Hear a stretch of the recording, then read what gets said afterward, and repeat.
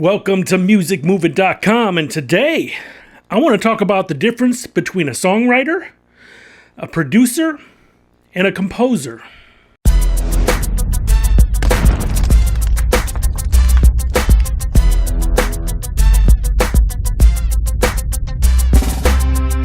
Yes, three separate things: songwriter, producer, composer.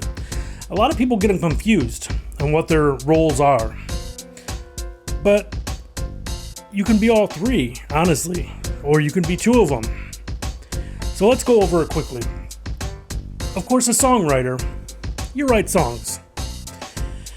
You generally will work with a composer or a producer, and you'll write songs and, hooks and bridges and choruses with a producer to create a song. And a lot of times you'll find an artist, or there might already be an artist in mind, or it's for yourself. So it's that simple. A songwriter writes songs. Now, a producer has evolved somewhat compared to back in like the 80s or 70s.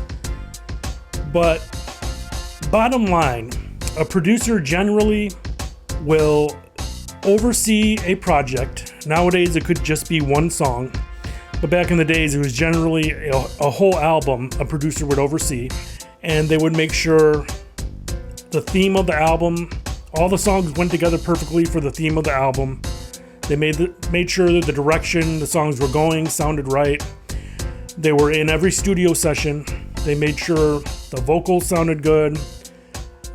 Sometimes they didn't even deal with any instruments. If they had an idea for a song, they would hire studio musicians to play what they wanted for the most part, and they would hire composers.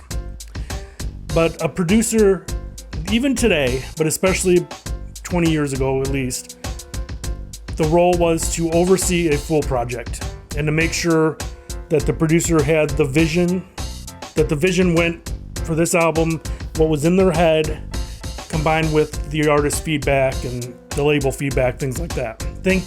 I've said this before, but think of like Quincy Jones and Michael Jackson's Thriller. Quincy Jones produced that whole album. Now, he wasn't, on every track playing music, obviously, but he had a vision with Michael to create this album, and he got it done. He oversaw, a lot of producers would oversee mixing, mastering, just to make sure it sounded legit. Now, the term has evolved. Because as you know, they also threw in these days the term beat maker. And generally a beat maker is a producer, if you will, that just makes beats. Usually on electronic devices, whether it be a keyboard, drum machine, in the computer, where you take samples and create beats and put them together.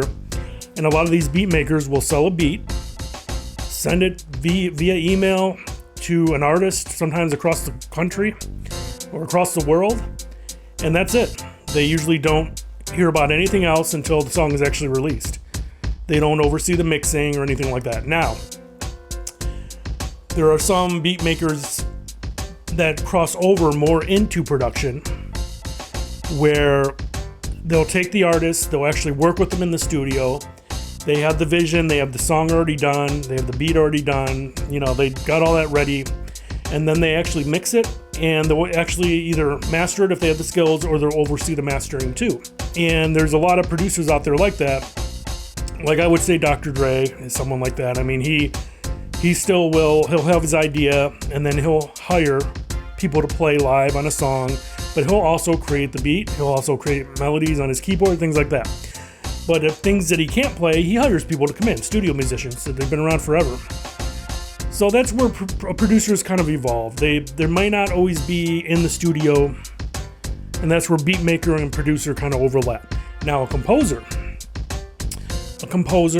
writes the music, and they have a vast knowledge of an instrument or many instruments. They probably even know how to play them.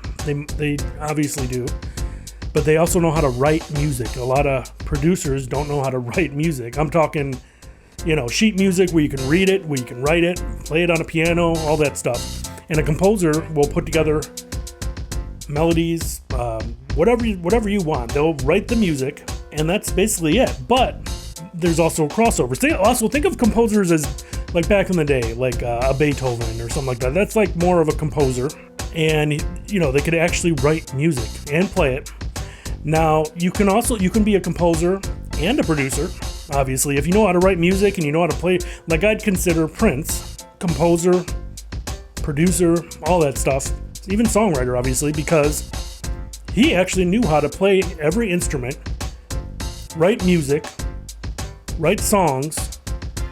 He produced a lot of his own stuff. I mean, he may have got some people into play, but I mean, you can cross it all over. There are producers who are also composers, but a composer knows how to write music, knows how to read music, and they know their instruments. So you'll see a lot of composers, you know, back in the days writing jingles. That's a composer. That's not necessarily a producer.